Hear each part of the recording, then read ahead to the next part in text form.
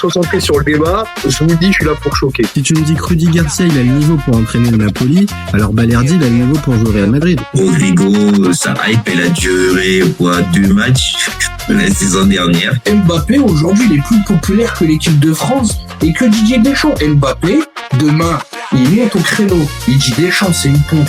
Il faut un changement d'entraîneur. T'es sûr que 48 heures après Deschamps, il va sauter.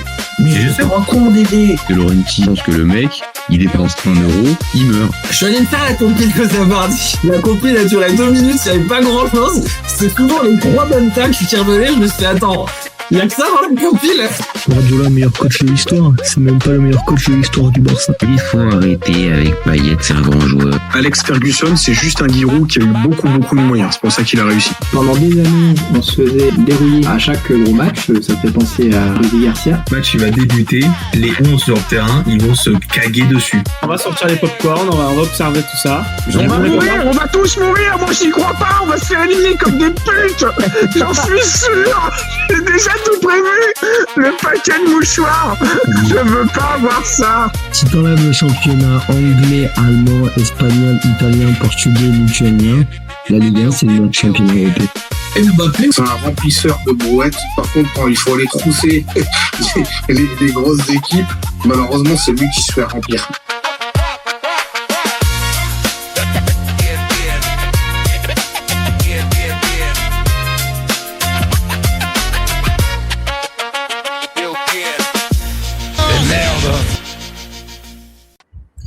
Salut à tous, super content de vous retrouver pour un nouveau débat du FC Copain Mondial 2026.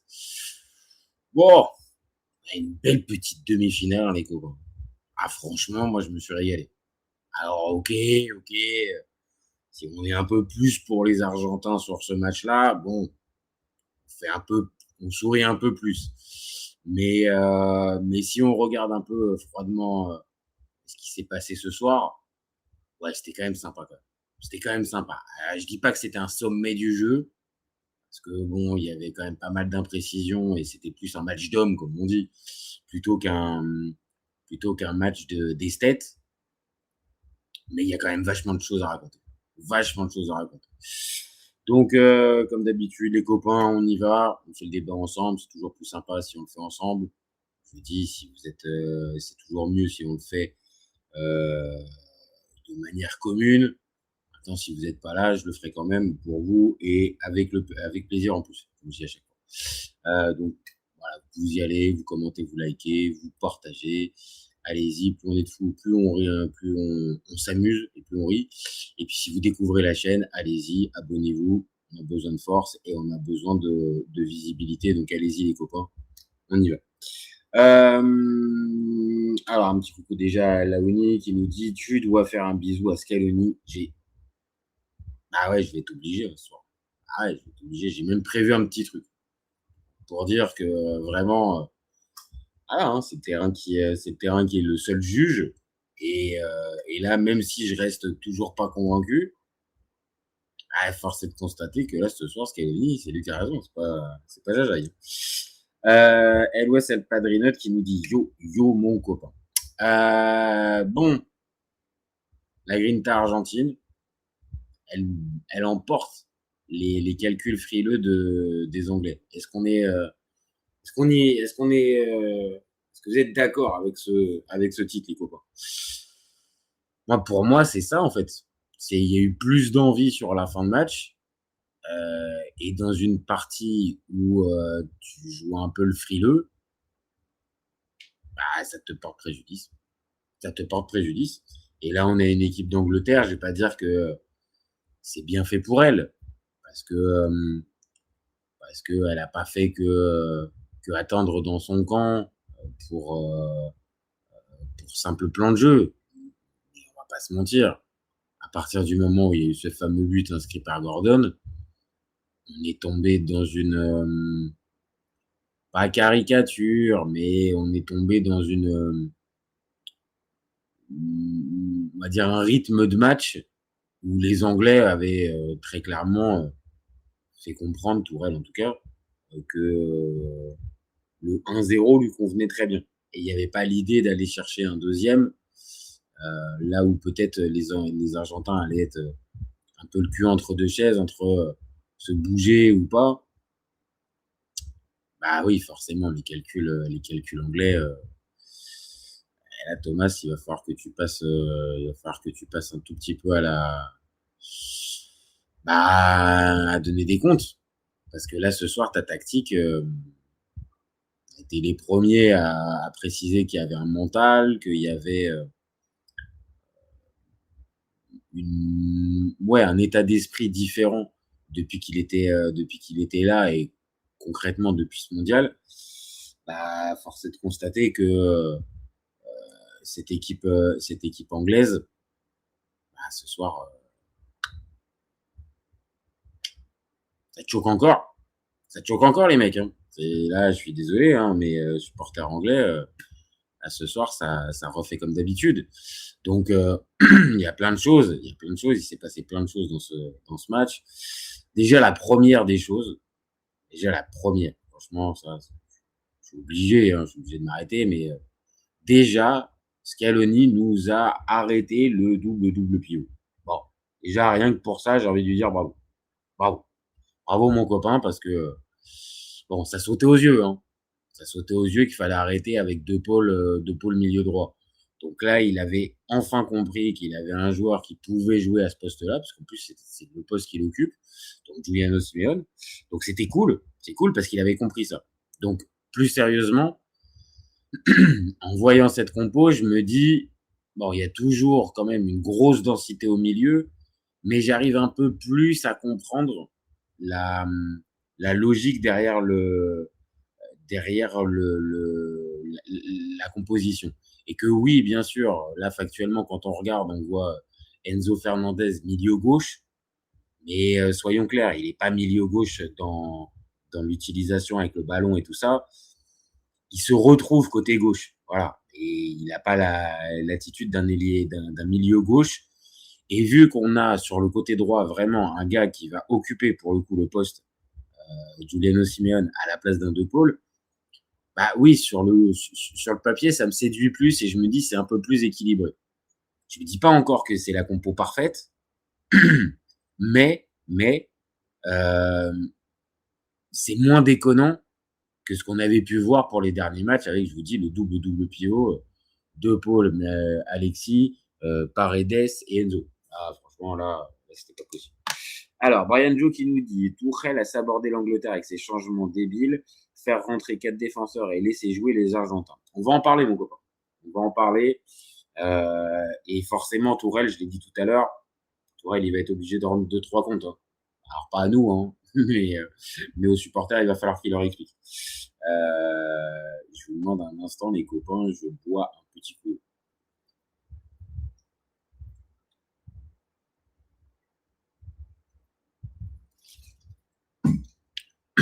Pardon. Donc, on en était sur cette fameuse compo. Donc, du côté de Scaloni, on part donc avec ce changement-là. C'est le seul changement. Parce que sinon, Julián Alvarez repart titulaire. Défense pareil, avec Molina et Tagliafico sur les côtés, Romero Martinez, Emiliano dans les buts. Et puis évidemment, je ne vais pas préciser, mais numéro 10 et capitaine, Lionel Messi. Donc, voilà, un changement principal que je trouve, là, pour le coup, pertinent de la part de Scaloni. Et en face, on était un peu, on a eu un peu, on va dire, une compo différente de celle qui était pressentie. Pickford, évidemment, était dans les buts, mais Reece James a bien tenu sa place. Dans l'axe, on ne savait pas si c'était Stones ou si c'était Konsa qui allait accompagner Guéhi, mais c'est Stones qui repart. Et pas de Nico O'Reilly, Jay Spence qui démarre côté gauche. Il fait une belle rentrée contre les Norvégiens. Après, il a alterné le bon et le moyen, le Jay Spence. Donc, bon, là, on va dire qu'il voulait lui refaire confiance un peu sur la lancée de sa rentrée contre la Norvège. Au milieu, on repartait avec Anderson et Rice. Et la vraie interrogation, c'était Rice, est-ce qu'il était en capacité de pouvoir jouer? On l'avait vu 5 jours avant contre la Norvège, c'était catastrophique. il était complètement hors de rythme. On voyait, il pouvait pas jouer. Donc voilà, mais logique de le retrouver Anderson et Rice, c'était la paire qu'il avait trouvée. Côté gauche, Gordon, on l'avait dit, voilà, il n'y avait pas de débat, il n'y avait plus de débat depuis son entrée contre la RDC. Il avait pris la mesure du poste. Bellingham, j'en parle pas. Côté droit, pas de, alors ni Madueke ni Saka, c'est Morgan Rogers. Alors c'est pas son poste réellement, mais moi j'aime bien personnellement Rogers. Je demande à ce qu'il joue plus. Je demandais à ce qu'il jouait plus. Donc le voir là, même si c'est pas forcément son poste, moi, je trouvais pas ça déconnant. Puis bien évidemment Harry Kane. Donc dites-moi un peu sur le chat, les copains, allez-y. Si pour vous cette compo, elle était des deux côtés, est-ce que vous seriez parti là-dessus? Moi honnêtement, la compo argentine, elle me séduit plus parce que je l'ai dit, il y a Giuliano Simeone à la place de De Paul. Ça me paraît un peu plus équilibré. Et côté anglais, bon, il y a des choix en défense. J'étais un peu interrogatif. Mais après, sur le reste, c'est plutôt séduisant. Et je l'ai dit, Rogers à la place de Saka, qui s'était pas imposé, et Madueke, pareil, qui alternait le bon et le très mauvais. Pourquoi pas Rogers? Donc moi, sur le coup, je vais pas vous mentir, sur la compo, quand je vois ça, moi, je me dis que c'est plutôt cohérent de la part des deux. Voilà. Et moi qui normalement qui suis le premier à taper sur notre ami Scaloni, bon là on va dire je tape un peu moins fort. Et puis bon bah écoutez après les copains, je pense qu'on a tous vu à peu près le même match qui a commencé à se mettre en place. Bon, pas une première mi-temps extraordinaire, on va être clair, on va être très clair pour ceux qui n'auraient pas vu le match. Franchement, c'était pas une première mi-temps éclatante. Voilà, ça a beaucoup joué sur de l'intimidation, sur des contacts, mais on va dire de l'intimidation. Pour moi, c'est de l'intimidation, mais pas de jeu quoi. On va pas se mentir, le jeu sur la première mi-temps, oui. J'arriverai même pas à vous donner de véritables occasions ou moments forts pendant cette première mi-temps. Il y a 2-3 situations côté anglais, ouais, plutôt côté anglais, mais on peut vraiment pas dire. Vraiment, je vous jure, là, spontanément, je suis en train d'y repenser. Première mi-temps, j'ai rien qui me vient, en fait. J'ai rien qui me vient et j'ai même la réflexion de me dire, risque peut-être d'aller vraiment au prolong avec cette histoire, et avec un 0-0 poussif. Voilà, c'est pas qu'il y avait pas de prise de risque, mais il y en avait peu. Vraiment, il y en avait peu.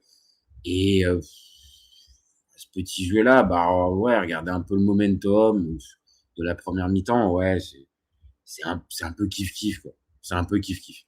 Donc vraiment, je vous dis, sur la première mi-temps, moi je pars sur un 0-0 et je me dis bon, ok. Tout n'est pas acheté, vraiment, on n'est pas sur une purge sur la première mi-temps. Mais il n'y a pas de tendance claire qui s'impose à ce moment-là. Notre ami Scaloni nous fait pas de changement à la mi-temps, et notre ami Tourelle, pareil, on reste sur les mêmes choses. Et début de deuxième mi-temps, alors je sais pas si c'est à ce moment-là la conjoncture de la rencontre qui a amené ça, mais j'ai trouvé les Argentins plus volontaires sur le début de deuxième mi-temps, moins dans le calcul. Je pense peut-être que défoncé, mais peut-être que Scaloni a recadré l'équipe en leur disant il y a peut-être pas besoin d'être aussi bas contre cette équipe anglaise. On peut peut-être essayer un peu de jouer parce que défensivement, elle t'apporte pas toutes les garanties, cette équipe anglaise. Et ça débute fort parce que il y a des actions de Julian Alvarez, je crois il doit tirer 2 fois, on doit être à la 47e, un truc comme ça. Et ouais, là, je me dis, attention, là, les Argentins, entre guillemets, ils sont revenus avec d'autres intentions et ça va pouvoir normalement passer. Et puis, on s'installe un peu un peu dans le même rythme que la première mi-temps, avec, ouais, domination un, un petit peu, ouais, un peu à égalité, mais avec un truc, c'est quand même que les Argentins commencent à avoir un peu plus le ballon. Ils commencent à avoir un peu plus le ballon. Et ça coïncide, ah voilà, ça coïncide, vous voyez sur Momentum, 55e, je me rappelle plus qui fait le centre. Je me rappelle plus si c'est, je vérifie juste, qui fait le centre. C'est, oui, c'est Rogers. Voilà. J'étais pas sûr, mais comme je sais que c'était mon petit chouchou sur ce match-là. Donc Rogers sur le côté vient centrer pour Gordon et Gordon reprend parfaitement le centre de Rogers. Défense argentine en retard. Et là, en fait, moi perso, hein, quand je vois le 1-0, je me dis là, les Argentins, malheureusement pour eux, hein, parce qu'ils n'étaient pas dans le calcul. Autant sur certains matchs, j'étais le premier à leur tomber dessus, parce que très souvent dans le calcul à outrance, pardon, et dans la volonté absolument de casser l'adversaire. Et là, en fait, non, ils sont plus volontaires et en fait, ils se font prendre. Je dis pas sur une phase de transition, mais ils se font prendre à être un peu plus ambitieux dans le jeu. Et là, forcément, bah oui, logiquement, dans un match comme ça, tu viens marquer le premier but. Évidemment, tu prends un avantage certain sur ton adversaire. Et là où en fait, j'ai trouvé la réponse anglaise stupide, et ça rejoint ce que tu disais, Benjo, tout à l'heure, c'est que là, on est tombé dans une espèce de caricature. Et là, en fait, le match, pour moi, Tourelle le fait basculer. Alors que normalement, tu viens d'avoir le but de Gordon qui te marque le 1-0, qui te fait la différence dans un match compliqué, bourbier un petit peu. Et là, en fait, tu vas faire l'épicier tout de suite. Moi, perso, c'est pas ma philosophie de foot. Pour ceux qui suivent un peu la chaîne depuis un moment, vous avez dû le comprendre. Moi, les fameux calculs à 1-0, on bétonne tous derrière et qui plus est à une quarantaine de minutes de la fin d'une rencontre, j'ai du mal à comprendre ça. Je peux arriver à comprendre ça pour les 3 dernières ou pendant le temps additionnel. Ok, j'ai déjà été sur un terrain, donc je sais ce que c'est que de vouloir absolument garder un résultat. Maintenant, faut pas se tromper non plus, quoi. Arriver là à ce niveau et de te dire, ok, on a fait la différence, on va maintenant passer en mode défensif. Désolé les copains, hein, mais il y a un gars qui s'appelle Jordan Pickford dans les buts. Hein. Donc moi perso, ce type de calcul-là à 40 minutes de la fin, je souscris pas, je valide pas. Donc après, à ce moment-là, ça peut s'entendre. Hein, il a eu gain de cause, entre guillemets gain de cause, contre le Mexique et surtout contre la Norvège. Pas de problème. Ok, mon copain. Par contre, la réalité, c'est que là, face à cette Argentine, je sais pas ce que ça donne. Donc moi, je me dis, c'est risqué. Je suis très transparent avec vous, les copains. Je me dis, c'est risqué de jouer le 1-0. Mais après tout, l'Argentine, elle balbutie un peu son football. Là, elle va encore se retrouver dos au mur. Je fais pas confiance une demi-seconde à Scaloni. Donc je me dis, bah ouais, en fait, c'est peut-être un peu risqué et je suis pas très fan de ce type de coaching, mais à la limite, peut-être il a raison. Donc là, on va avoir, il va pas sortir tout de suite.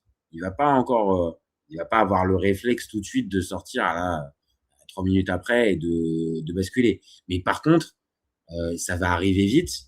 Entre-temps, Nico Gonzalez rentre à la place de Paredes. Donc, ce que j'appelle depuis le départ, c'est-à-dire des choix un peu offensifs de la part de l'Argentine, bah, on voit bien que c'est possible. Donc, il arrive à se décoincer, Scaloni. Donc, il arrive à le faire. Donc, déjà, voir Paredes en moins, et donc tu te retrouves factuellement avec Giuliano Simeone, Alexis et Enzo pour gérer ton milieu de terrain, tout en rajoutant une arme supplémentaire offensive qui est Nico Gonzalez, qui va enfin t'apporter un peu de profondeur. Encore une fois, Nico Gonzalez, qu'on soit bien clair, c'est pas Ryan Giggs, mais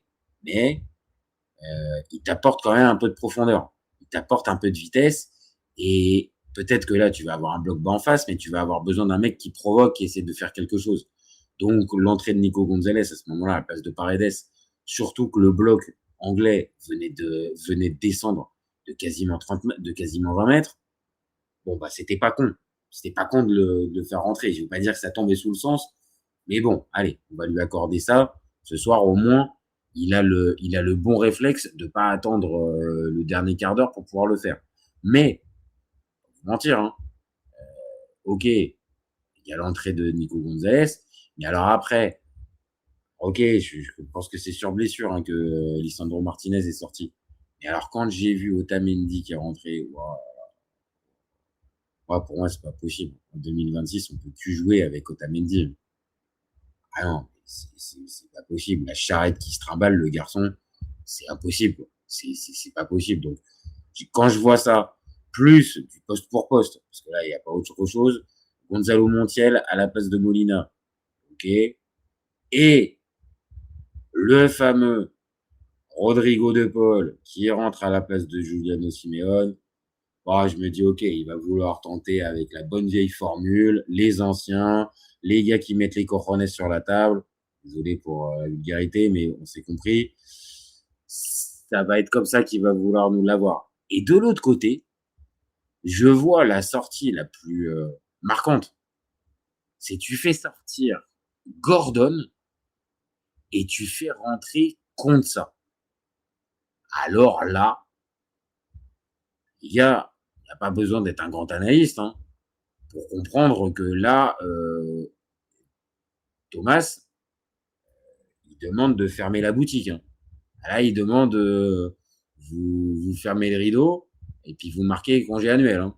Parce que là, clairement, faire sortir Gordon, qui en plus est un joueur qui peut te permettre encore en transition de faire de faire des différences.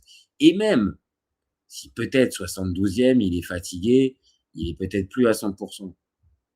Tu es obligé de faire rentrer Konsa à la place. Donc là, tu rentres définitivement dans un match où ton choix est clair et net. On verrouille et on va gagner 1-0. Peut-être utiliser une phase de transition hypothétique, mais l'idée initiale, le plan initial, c'est on ne prend pas de but. On ne prend pas de but. Et ça va tenir un moment. Ça va tenir un moment, cette histoire. Ça va tenir un moment, Pickford va faire des arrêts. Et ouais, même moi qui suis dur avec, bah ouais, il va faire des arrêts, Pickford. Oui, ils vont avoir les montants. Ça va toucher la barre, ça va toucher les poteaux. Il va y avoir de plus en plus de pression sur le but anglais, mais de manière très transparente, hein, les copains. Moi, quand je vois ça, je me dis, trop tard, les Argentins, ils vont pas y arriver, en fait. Ils vont pas y arriver. Ils sont volontaires. Hein. Là, pour le coup, ils s'en remettent pas juste à envoyer un long ballon sur Messi et puis débrouille-toi. Donc, on est vraiment sur une Argentine vraiment proactive. Là, il y a strictement rien à dire. Les gars sont concernés et là, ils ont bien compris que là, ils ont chaud aux miquettes et que là, il va falloir très, très, très, très vite égaliser parce que sinon, c'est dehors. Voilà. Pas dehors, il restera le match pour la 3e place, mais ça sera fini. Et là, il pousse. Et là, notre ami Tourelle, il continue. C'est-à-dire que ça suffisait pas. Ok. Donc, Declan Rice, tu vas sortir, on va mettre O'Reilly. Donc, Declan Rice était déjà un joueur défensif, mais tu fais rentrer un latéral supplémentaire. Tu fais rentrer qui? Tu fais rentrer Dan Burn à la place de Rich James qui sort sur blessure. Donc là, je vous le dis, il n'y a pas besoin, encore une fois, d'être un grand analyste ou un spécialiste de l'APL pour comprendre que Dan Burn qui rentre, bon, bah, t'as pas envie d'aller essayer de gagner le match, hein, en allant marquer un but de plus, en tout cas. Ce que tu veux, c'est véritablement verrouiller la rencontre et dire apporter le fameux surnombre sur les coups de pied arrêtés, sur les ballons aériens, sur tout ce que peut amener un Dan Burn. Après, voilà, Dan Burn dans l'apport offensif, c'est quasi inexistant, hormis sur coup de pied arrêté offensif. Mais vu que là, de toute façon, l'Angleterre jouait dans son camp, pas vous mentir, les copains, que voilà, le pari était clair.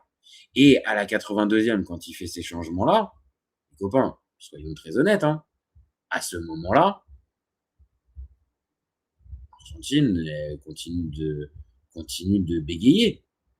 Donc, ok, elle se fait de plus en plus pressante. Ok, elle est plus, comment dire, elle est plus impactante, on va dire, sur le jeu et sur le cours du jeu, mais elle n'y arrive pas plus.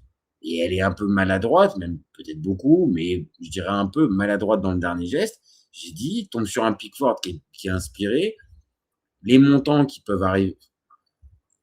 Le match Bourbier, et à ce moment-là, vraiment, je vous le dis, les copains, je me dis, bon, bah, l'Argentine, tout Messi qu'il peut y avoir, champion du monde en titre, tout ce qu'on sait de l'Argentine et comment ils s'en sortent à chaque fois, là, c'est pas fou ce qu'on voit de la part des Anglais, c'est en plus vraiment peu ambitieux et peu audacieux, mais bon, ça va passer, en fait.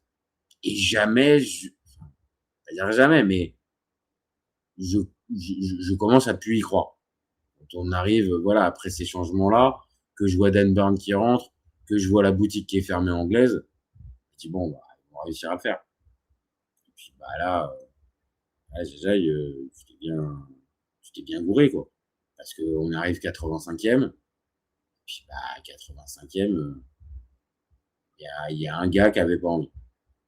Un gars qui a dit non, ce soir, en fait, non, ça va pas se terminer comme ça, 1-0 avec verrouillage de la boutique. Et ce gars-là, je sais très bien qu'il pose problème, que il a eu un comportement dégueulasse, on peut le dire, après la finale de la Coupe du Monde 2022, qu'il est à certains moments très limite sur certaines prises de position et tout ça. Là, moi, je vais juste vous parler de football. Mais vraiment, les copains, Enzo Fernandez, il m'a donné des émotions ce soir. Il m'a donné des émotions parce que la frappe qu'il va mettre à ce moment du match, c'est un bonhomme. Après, voilà, comme je l'ai dit, hein, si c'est un raciste et si c'est on parle d'un gars qui a ces penchants-là, j'ai aucune affection pour lui, bien évidemment. Attends, là, je parle juste intrinsèquement, footballistiquement, ce que j'ai vu, et on va dire en tant que juste amateur de foot, ce que j'ai vu. Ah oui, ce soir, son but, il donne forcément des émotions. Alors, pour la petite anecdote, la passe décisive de Messi, et bon, on va pas se mentir, celle-là, moi, je les considère pas réellement comme des passes décisives. Parce que c'est une passe, mais oui, factuellement, c'est le dernier passeur qui a fait cette passe-là à Enzo Fernandez. Mais vu la frappe qu'il va mettre et le but qu'il va inventer, oui, pour moi, je le considère pas comme une réelle passe décisive. Ça viendra après. Mais par contre, non, marquer ce but-là, ce moment-là, comme ça, je sais pas si vous avez vu, mais je pense que l'image, elle va tourner parce que elle est pour moi très marquante. C'est justement quand il y a cette frappe-là de Enzo Fernandez. Vous voyez la tête de Bellingham qui est par terre. Il sait que là, c'est plus qu'un but qui a été encaissé. Il comprend que là, ce soir, c'est pas juste un beau but de Enzo Fernandez. C'est là le fameux plan de Tourelle. Aïe. Bah oui, parce que là, maintenant, il se retrouve avec Dan Burn encore. Hein. Désolé, hein, je centralise un peu sur Dan Burn, mais là, tu te retrouves avec des défenseurs un peu de partout. Et là, tes fameux joueurs offensifs déstabilisants, ils sont où? Ils sont sur le banc ou soit tu les as fait sortir. Donc, résultat, il y a un vrai problème à ce moment-là, c'est que tu as trop privilégié ce fameux credo qui est gardons l'avantage d'un but qu'on a dans un match compliqué. Bien sûr, je comprends cette tentation. Je la comprends. Si je suis entraîneur, je peux à certains moments me dire dans un match super compliqué comme ça, allez, on va verrouiller et puis ça va tenir. C'est risqué. C'est risqué parce qu'en plus, tu n'as pas forcément les joueurs. Il s'est peut-être convaincu, Thomas Tuchel, qu'il avait les joueurs pour pouvoir appliquer ce truc-là avec le but sur la fin, on va tenir. Mais la réalité, c'est que les clean sheets des Anglais, c'est juste en phase de poule. Il n'y en a pas eu après. C'est ça la réalité. C'est que la défense anglaise, à ce moment-là, même si tu peux te dire, ouais, mon équipe a pris conscience et confiance par ces 2 matchs, voire allez, même les 3 matchs, RDC, via le scénario, le Mexique, plus la Norvège, ok, mon équipe, elle a pris confiance. Ils sont pas devenus meilleurs défensivement. Jordan Pickford, c'est pas devenu Neuer Prime, en fait. Contre ça, Gueye, c'est pas devenu Rio Ferdinand. Jay Spence, je comprends, mais c'est pas devenu pareil Ashley Cole. Donc, on est sur, ok, je veux bien miser sur entendre que Tuchel a misé sur, ils ont pris de la confiance et ça y est, ils passent dans un autre cas. Ouais, d'accord. Mais t'as pas assez de références. Juste mentalement, ok, je l'avais dit pendant même cette preview, ok, mentalement, il semble beaucoup plus à l'aise. Enfin, pas plus à l'aise, mais beaucoup plus répondant. Il n'y a pas que le répondant mental, en fait. Et puis là, le fameux répondant mental, les copains, quand il s'agit de boucler, alors ok, je l'ai dit, c'est sur une période un peu trop longue, mais ça a choqué. Et ça a choqué à la 85e. Mais les copains, on va pas se mentir, le problème là pour les Anglais, c'est que si c'était juste que Enzo, c'est derrière, il y a eu encore sale en fait. Et que, je sais pas, je pense que ça doit être O'Reilly qui doit être au marquage. Mais comment tu laisses autant d'espace à Messi?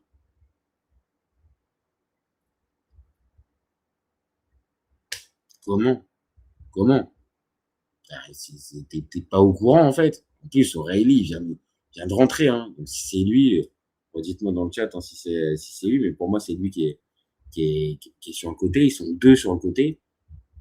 Il laisse le temps de s'organiser et de pouvoir faire cette première touche qui, forcément va te mettre en difficulté.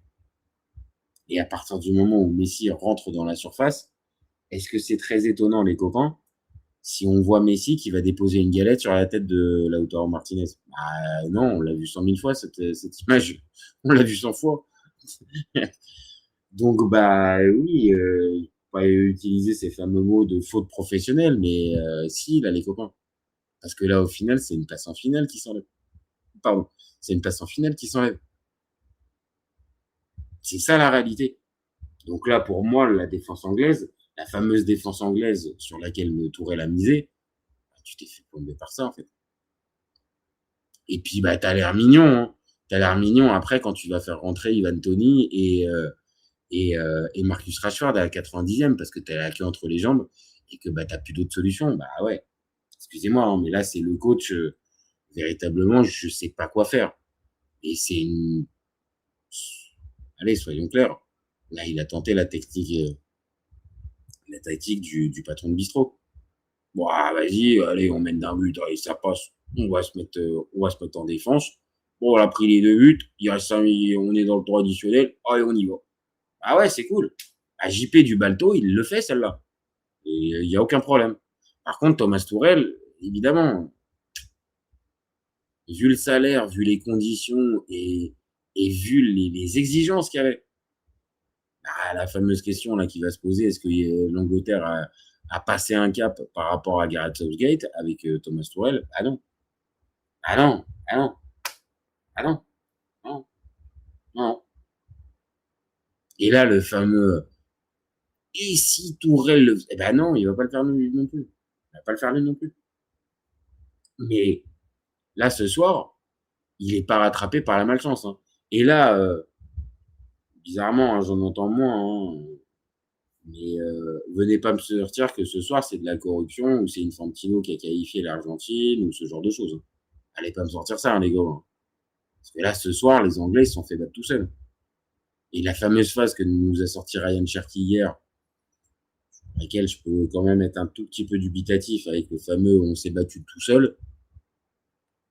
Bon, hier, il y avait quand même une petite différence. Petite différence, j'ai remarqué quand même juste sur le terrain, il y a une petite différence qui me fait dire non, c'est pas l'équipe de France qui s'est battue toute seule. Elle a peut-être pas répondu aux attentes, d'accord, mais elle s'est pas battue toute seule. Elle s'est fait battre par un adversaire. Là, ce soir,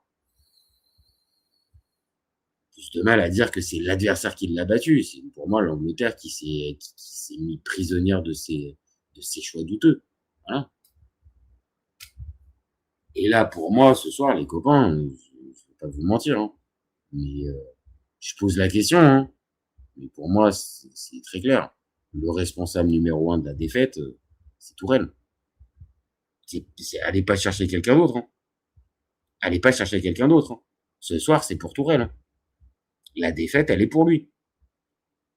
Ne pas avoir été en capacité de lire correctement le match, qui pourtant démarre bien, on va dire, avec des éléments qui vont dans ton sens. Tu finis par ouvrir le score. Je dis pas contre le cours du jeu, mais on l'a dit, à ce moment-là de la rencontre, franchement, l'Angleterre était pas dingo. Donc, tu viens ouvrir le score. Et après, tu commences à basculer très vite vers ce fameux catenaccio qui, pour moi, il doit plus exister. Surtout quand tu as des joueurs de cette qualité-là. Tourelle, tu peux pas me sortir ça quand tu as la qualité de joueur que tu as dans ton effectif. C'est pas possible. Et puis, en plus, quand je dis la qualité, c'est que voilà, t'as des joueurs offensifs, en fait. T'as pas des joueurs pour aller forcément revenir avec cette fameuse idée de oui, on va aller tenir la rencontre avec la défense. Non, pour moi, ça peut pas coller. Ça peut pas coller. Là, désolé, mais oui, je suis plus ambitieux. Et encore, je suis pas supporter anglais. Et je suis plus ambitieux et j'ose espérer que les supporters anglais sont plus ambitieux pour leur sélection. Là, on peut pas se permettre d'avoir ce type de comportement-là pour la sélection anglaise. C'est-à-dire juste le calcul d'épicier, allez, on y va, on va juste essayer de garder le score. Ce manque d'ambition, voilà, t'es sanctionné. Et sur ça, même si Scaloni a pas été clairement le Zdenek Zeman de 2026, oui, il a quand même été à la tête d'une équipe plus proactive durant la rencontre. Donc là, on met de côté l'ensemble des autres matchs. Là, on vit juste, puisqu'on fait le débrief de cette rencontre, sur cette rencontre aussi, là, Tourelle, il est le responsable numéro 1 de cette défaite. Et de toute façon, je vous le dis, hein, ils vont pas attendre ses copains pour aller lui faire le procès, au pays. Hein. Et je pense que même la fédération, c'est pas interdit. Et qu'à lui fasse, écoute, mon petit Thomas, tu avais une mission bien précise, c'était de nous faire passer un cap. Le cap, il n'a pas été passé. Voilà. Moi, je vous le dis, à mes yeux, en tout cas, le cap passe pas. Parce que là, les changements, pour moi, c'est ça qui le plombe. Terminé, je vous dis, avec Marcus Rashford et Tony à la 90e parce que tu t'es pris les buts. Non, franchement, pas possible. Pas possible chez nous. J'avoue, là, c'est vraiment, je vous dis, c'est la technique du patron de bistrot. On mène, on fait rentrer des défenseurs, on est mené, on fait rentrer des attaquants. Si c'est ça la réflexion, ok, hein, je peux vous mentir, mais Il a un homologue, il est français, il s'appelle Didier Deschamps. Hein, parce que si c'est juste ça, j'ai un plan A, mais j'ai pas de plan B. Et puis le plan B, il est surtout à la limite, juste, les gars, on pose des coronets et on y va. Bon, bah, dans certains cas, comme l'Argentine avec Léo Messi, ça peut fonctionner. Sauf que là, même si t'as Harry Kane et Jude Bellingham, bah oui, tu arrives pas plus. Tu arrives pas plus. Donc là, le résultat, désolé, mais là, Tourelle, il plombe tout le monde. Il plombe toute son équipe. Il plombe toute son équipe. Parce que, bon, excusez, le visuel n'est pas extraordinaire. Hein. J'ai eu un petit problème pour générer la photo, c'était compliqué, donc désolé, ce sera comme ça. Mais moi, dans les notes, il y a plein de joueurs, j'ai pas forcément envie de leur taper dessus ce soir.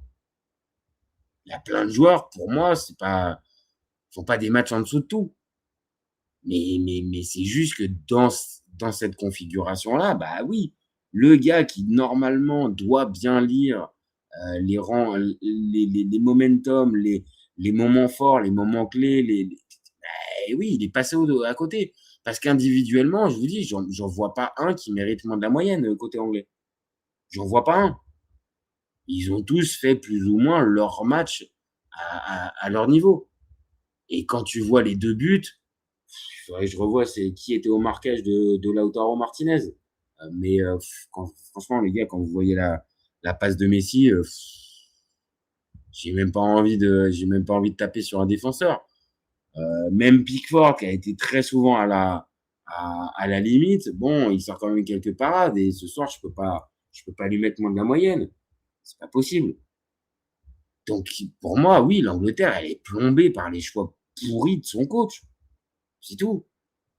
C'est tout. Là où à la 85e, on aurait pu commencer à crier au génie de la part de Tourelle, là, on est bien obligé de revenir au basique. Et, le basique, c'est que mon ami Thomas, t'as plombé l'équipe, en fait. Donc, t'as plombé l'équipe. Désolé, ce soir, t'es responsable en partie, mais en bonne partie, par contre, de ce fiasco-là. Parce que c'est un fiasco, qu'on le veuille ou non, je vous le dis, les copains. Quand tu mènes 1-0 à la 85e minute d'une demi-finale de Coupe du Monde et que tu finis par perdre dans le temps réglementaire, excusez-moi, mais c'est un fiasco. Tournez-le comme vous voulez, mais c'est un fiasco. Qui plus est, si on ajoute avec la fameuse l'équipe qui s'est justement pris cette espèce de remontada dans les 5 dernières plus le temps additionnel, elle avait misé sur la défense. Ah bah putain. Désolé, mais ça n'a pas été un choix couronné de succès, hein, mon copain. Donc oui, pour moi, Tourelle, là, ce soir, forcément, il est responsable numéro 1. Et puis, il y en a un. C'est pareil, je vous dis, je vais pas pouvoir dire autre chose, mais bravo Scaloni, les gars. Je reste toujours dubitatif sur la qualité du garçon. Je reste toujours sceptique sur sa capacité à pouvoir amener l'Argentine tout en haut. Mais qu'est-ce que vous voulez que je vous dise? Il me fait fermer ma bouche match après match. Il me fait fermer ma bouche. Donc, je vais finir par la fermer. Je dis, bravo. Bravo Lionel. Bravo Lionel. T'as encore super bien lu les momentum de match et ce qui se passait. Moi, franchement, je reste à chaque fois, mais sur le cul. Parce que je me dis, mais c'est pas possible que ce gars-là, il y arrive. Mais qu'est-ce que vous voulez? Il y arrive. C'est la réalité. C'est une réalité. Donc là, ce soir, ces changements, c'est couronné de succès. Parce que Lautaro, c'est celui qui va aller marquer le but et c'est celui qui sort du banc. Donc, voilà. De manière moins ironique, j'avais bien aimé le début de deuxième période et j'avais mieux aimé cette fameuse composition d'équipe qui me paraissait plus cohérente et plus équilibrée avec Giuliano Simeone. Mais en étant le plus transparent avec vous, je vous dis, pendant toute la partie, j'avais dit, mais c'est pas possible. Qu'est-ce qu'il nous fait? Et puis, voilà. 90e, 92e, Lautaro qui va payer son but, et tais-toi, Jajaï. Tais-toi, Jajaï. Parce que c'est Lionel Scaloni qui t'invente un truc, c'est-à-dire, tu penses qu'en fait, le gars, il est complètement cuit, mais en fait, c'est toi qui es complètement cuit. Donc, vraiment hallucinant. Je ne sais pas quoi dire. Il me laisse sans voix, mais je ne peux lui dire qu'une seule chose ce soir. Bravo. Bravo Lionel. Franchement, t'as envoyé du très très lourd. Par contre, la fameuse question, est-ce que l'Argentine 2026, ça va jusqu'au bout? Franchement, les gars, je vous jure, c'est impossible de se prononcer sur cette équipe. Alors oui, forcément, si ça rejoue avec le même 11 que ce soir, j'ai quand même plus de faculté à dire oui, ça peut aller jusqu'au bout.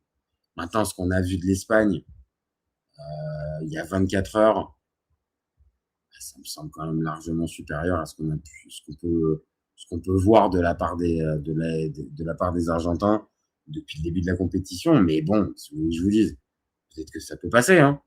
Peut-être que ça peut passer.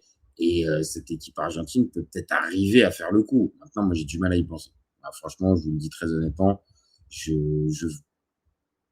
vois pas, je vais pas vous dire, je vois pas un monde, mais je vois pas un contexte de match où l'Argentine arrive à l'emporter, à part peut-être un début de match à leur avantage, avec un fait de jeu, un truc. Mais vraiment, quand on voit l'impression de maîtrise de l'Argentine et celle de l'Espagne, franchement, il n'y a pas photo. Franchement, il n'y a pas photo. Donc moi, j'aurais tendance à vous dire que l'Argentine qui va au bout, non. Mais je me suis déjà positionné à plusieurs reprises depuis le début de la compétition en disant, bah non, c'est pas possible, ça peut pas aller au bout. Il continue de repousser des limites. Donc j'ai envie de vous dire que peut-être que ils vont être capables de le faire, ce qui serait complètement dingue parce qu'un back-to-back en Coupe du Monde, je vous le dis, c'est très, très, très, très, très, très, très, très difficile d'arriver à faire ça. Et je vais pas dire dans le foot moderne, mais bon, depuis le Brésil 58-62, il y a personne qui l'a fait, quoi. 2 Coupes du Monde consécutives, les gars, c'est fort. Ah, ça serait fort. Donc moi, j'ai tendance à vous dire que non, parce que l'Espagne, pour moi, me semble supérieure collectivement et sur pas mal de postes aussi. Et cette équipe argentine, elle est tellement incroyable que c'est pas impossible. C'est pas impossible. Si en plus c'est guidé par un Diego Maradona qui envoie des bonnes ondes d'en haut, les copains, je vais pas vous mentir, ça va être injouable. Mais plus sérieusement, non, je sais pas quoi, je sais pas quoi dire. J'ai du mal à les voir aller jusqu'au bout. Et ils me font douter depuis le début, hein. Donc et ils contredisent mes pronostics et mes prédictions entre guillemets. Donc peut-être qu'ils vont réussir à le faire. Bon, avant de terminer, l'espèce de petit tableau d'honneur, les copains. Pour moi, homme du match, je vous l'ai dit, Enzo, parce que son but. Alors le match est intéressant, hein, le match d'Enzo Fernandez, hein, mais au-delà du côté match intéressant, c'est le but, quoi. Le but qui va tout changer, qui va commencer à faire douter les Anglais, et qui derrière va coûter très très très très cher. Et si vous n'êtes pas fan de trash talking, peut-être que vous n'avez pas aimé, mais par contre la célébration avec les 2 mains collées sur les oreilles, avec je vous entends pas,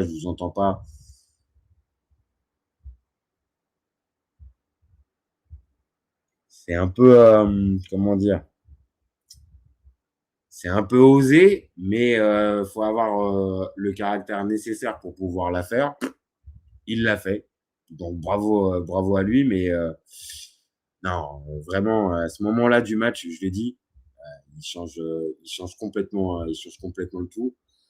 En top, on en a finalement peu parlé, mais Messi, parce que j'ai dit, bon, la première passe, ok, dans les faits, c'est lui qui fait la dernière passe avant la frappe de Enzo, mais j'entends parler, Enzo invente un but. Donc, je la considère pas réellement comme une véritable passe décisive, même si elle compte dans les faits.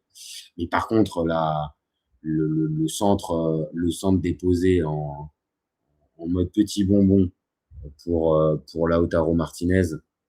Non, là, franchement, à ce moment du match, c'est pareil, ça compte lourd. Ça compte très, très, très, très lourd. Donc, évidemment, je vais mettre Messi dedans, mais tout comme je vais mettre Gordon aussi.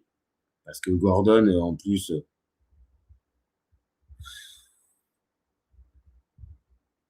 je vais vous dire que je comprends pas sa sortie, mais bon, peut-être qu'il y a un problème physique, peut-être que et Gordon faisait un très bon match au-delà du but.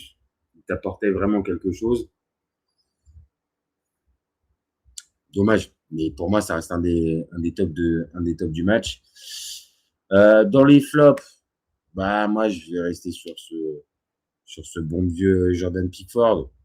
Jordan Pickford, je suis désolé, mais pour moi, pas le niveau de jouer ce type de match-là. Et c'est sûrement parce qu'il n'y a pas d'autres gardiens anglais. On en est encore à avoir Jordan Pickford qui continue tournoi après tournoi, mais